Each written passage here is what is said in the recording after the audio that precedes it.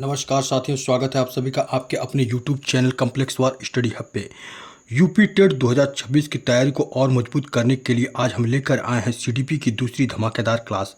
आज की इस क्लास 2 में हम कराएंगे बेहद महत्वपूर्ण एमसीक्यू क्वेश्चन जो आपके एग्ज़ाम में सीधे पूछे जा सकते हैं। अगर आप पहली क्लास देखी है तो यह क्लास आपकी तैयारी को अगले लेवल तक ले जाएगी। याद रखिए, यूपी टेट में वही सफल होता है जो लगातार प्रैक्टिस करता है। इसीलिए वीडियो को पूरा शुरुआत से लेकर अंत तक जरूर देखें, क्योंकि हर क्वेश्चन आपके सिलेक्शन के लिए बहुत ज़रूरी है। और अगर आप सच में यूपी टेट क्वालिफाई करना चाहते हैं तो अभी चैनल को सब्सक्राइब करें और बेल आइकन दबा लें, ताकि कोई भी महत्वपूर्ण क्लास मिस ना हो सके आपकी। मेहनत जारी रखिए, सिलेक्शन अब दूर नहीं है।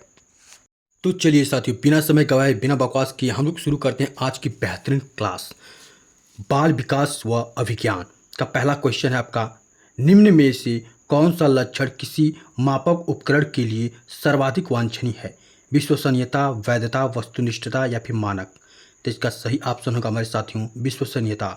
विश्वसनीयता किसी मापक उपकरण का सर्वाधिक वांछनीय गुण है। जिस उपकरण का वास्तविक प्रसरण का अनुपात संयोग प्रसरण के अनुपात में जितना अधिक होगा उसकी विश्वसनीयता उतनी ही अधिक होगी। नेक्स्ट, थर्स्टन तथा लिकर्ट निम्न में किसके मापन से संबंधित है? बुद्धि, अभिवृत्ति, मूल्य, व्यक्तित्व? तो इसका सही ऑप्शन होगा अभिवृत्ति। थर्स्टन तथा लिकर्ट अभिवृत्ति मापन से संबंधित हैं।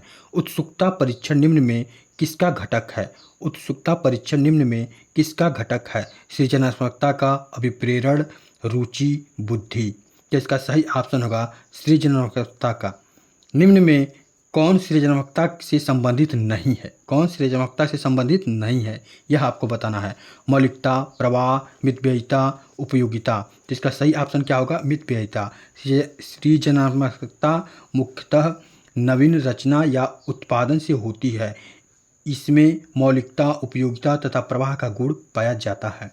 नेक्स्ट, गैगने निम्न में किससे संबंधित है? अधिगम का श्रेणी क्रम, अधिगम के सिद्धांत, अधिगम का मूल्यांकन, अधिगम का प्रबंधन? तो गैगने ने अपनी पुस्तक द कंडीशन ऑफ लर्निंग में सीखने के मूल 8 प्रकारों का वर्णन किया है, जिनमें सीखने का क्रम श्रृंखलाबद्ध होता है। इस श्रृंखला में सबसे ऊपर समस्या समाधान तथा सबसे नीचे सांकेतिक लिखना है।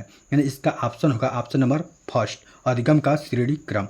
नेक्स्ट, बुद्धि लब्धि के संबंध में क्या सत्य है? बुद्धि लब्धि के संबंध में क्या सत्य है?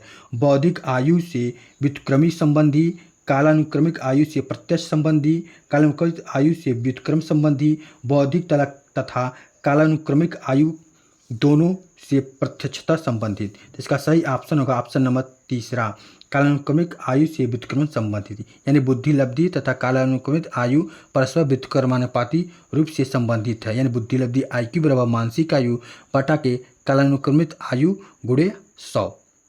नेक्स्ट, 16 PF का प्रयोग किसके मापन हेतु किया जाता है? 16 PF का प्रयोग किसके मापन हेतु किया जाता है?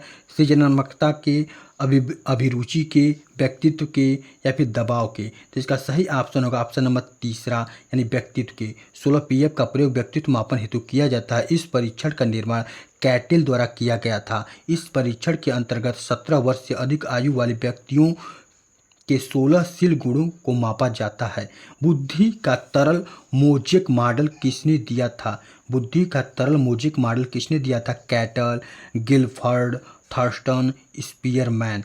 इसका सही ऑप्शन होगा ऑप्शन नंबर 1, बुद्धि का तरल मोजेक मॉडल कैटेल तथा हार्न द्वारा दिया गया था। इस मॉडल के अनुसार व्यक्ति में सोचने तथा तर्कता करने की जन्मजात शक्ति होती है।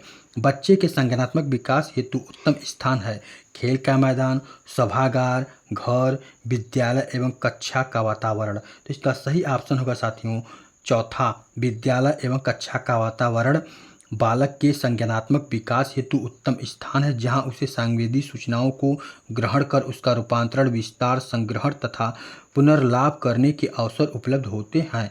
अभिप्रेरणा के स्रोत कौन कौन से हैं? आवश्यकता, चालक, प्रेरक, इच्छा? तो इसका सही ऑप्शन क्या होगा साथियों? अभिप्रेरणा किसी आवश्यकता से प्रारंभ होती है और उद्देश्य प्राप्ति के बाद समाप्त हो जाती है। इसमें चालक, प्रेरक तथा प्रोत्साहन की भी अपनी महत्वपूर्ण भूमिका होती है। तो इस क्वेश्चन के साथ में दो आंसर हो सकते हैं, एक आवश्यकता और प्रेरक दोनों हो सकते हैं। व्यवहार में होने वाले स्थायी परिवर्तन जो अभ्यास के कारण हैं को कहा जाता है सीखना, सोचना, क्रिया करना, कल्पना करना। व्यवहार में होने वाले स्थायी परिवर्तन जो अभ्यास के कारण होते हैं उसे क्या कहा जाता है साथियों? तो उसे सीखना कहते हैं। क्या कहते हैं? सीखना कहते हैं। व्यवहार में होने वाला वह स्थायी परिवर्तन जो किए गए निरंतर अभ्यास का परिणाम होता है, सीखना कहलाता है। निम्नलिखित में कौन सा कारक स्मृति से संबंधित नहीं है? स्मृति से संबंधित नहीं है। पहचानना, धारण करना, पुनर्स्मरण या फिर अनुभूति। तो इसका सही ऑप्शन होगा, ऑप्शन क्या होगा? अनुभूति। Option number 4। पहचानना, धारण करना, पुनर्स्मरण करना का संबंध सीधा स्मृति से है, किंतु अनुभूति किसी विशेष आवश्यकता में होने वाली प्रक्रिया है।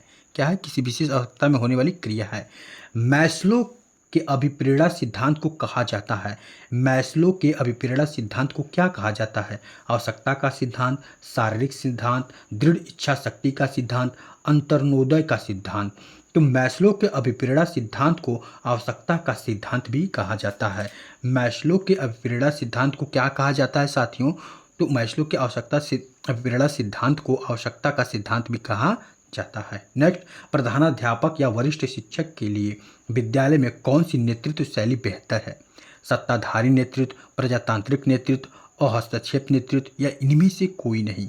तो एक प्रधानाध्यापक या वरिष्ठ शिक्षक हेतु विद्यालय परिसर में प्रजातांत्रिक नेतृत्व शैली का अनुसरण सर्वाधिक उपयुक्त रहता है, यानी इसका ऑप्शन नंबर 2 होगा, प्रजातांत्रिक नेतृत्व।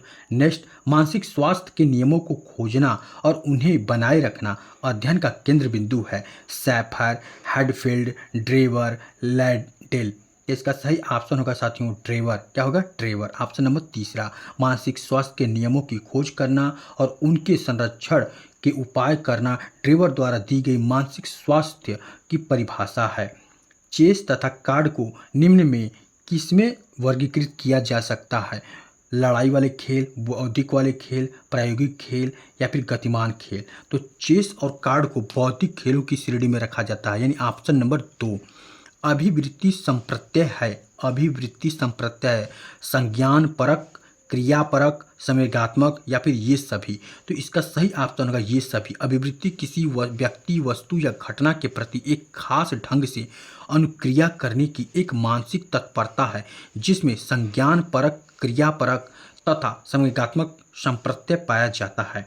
मनोवैज्ञानिकों के अनुसार बुद्धि सीखने की क्षमता, अमूर्त चिंतन की योग्यता या एक या दो या एक और दो। तो इसका सही ऑप्शन होगा ऑप्शन नंबर 4, 1 और 2। ठीक, सीखने की क्षमता और अमूर्त चिंतन की योग्यता मनोवैज्ञानिक के अनुसार बुद्धि है। मनोवैज्ञानिक में सर्वप्रथम बोरिंग ने बुद्धि की औपचारिक परिभाषा दी और कहा कि बुद्धि परीक्षण जो मापता है वही बुद्धि है, किंतु इस परिभाषा से बुद्धि के स्वरूप के विषय में कुछ पता नहीं चल पाया। बाद में बुद्धि को 3 भागों में बांटकर परिभाषित किया गया। बुद्धि सीखने की क्षमता है, बुद्धि अमूर्त चिंतन की योग्यता है, बुद्धि वातावरण के साथ समायोजन करने की शक्ति है। प्रेरणा का वही संबंध उपलब्धि से है जो अधिगम का संबंध है। तो अधिगम का संबंध किससे है जिससे प्रेरणा का है? तो प्रेरणा का जो संबंध उपलब्धि से है ठीक वैसा ही संबंध अधिगम का बोध से है। किससे है? बोध से, यानी ऑप्शन नंबर 3 इसका सही है। थॉर्नडाइक के व्यक्तित्व के वर्गीकरण का आधार है। थॉर्नडाइक के व्यक्तित्व के वर्गीकरण का आधार क्या है? तो शारीरिक गठन और शक्ल सूरत, रचनात्मक और मौलिकता, समायोजन और बुद्धि, चिंतन और कल्पना। तो इसका सही ऑप्शन होगा हमारे साथियों 4, चिंतन और कल्पना। थॉर्नडाइक एक जाने माने व्यवहारवादी थे। क्या थे? व्यवहारवादी थे।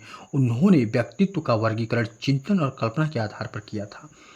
नेक्स्ट, निम्नलिखित में कौन सा भूलने का सिद्धांत है? प्रतिस्पर्धा अवरोध, प्रतीपकारी अवरोध, प्रतिबोधी अवरोध, प्रतिच्छायित अवरोध।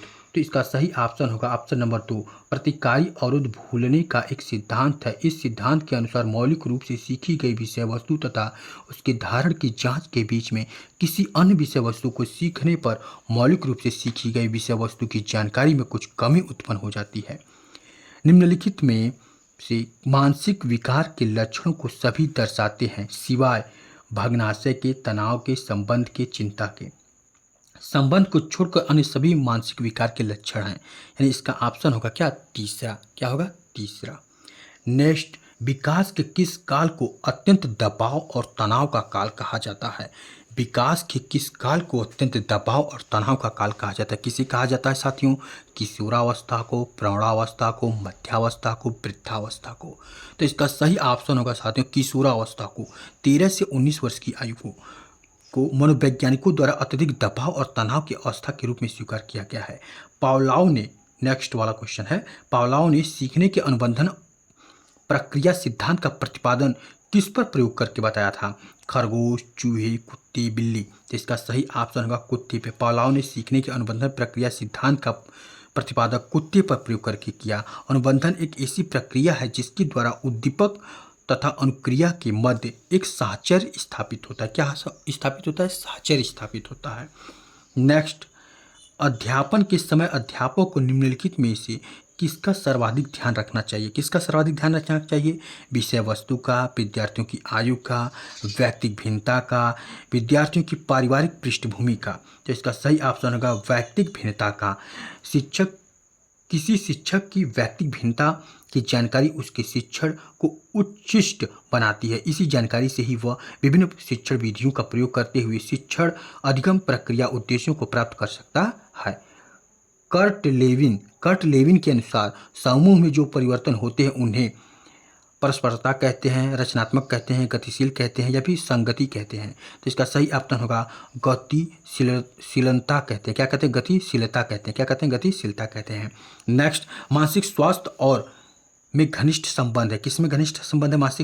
मानसिक स्वास्थ्य का अभिवृद्धि में, स्वीकार्यता में, बचने या फिर समायोजन में। तो इसका सही ऑप्शन होगा हमारे साथी ऑप्शन नंबर चौथा, समायोजन में।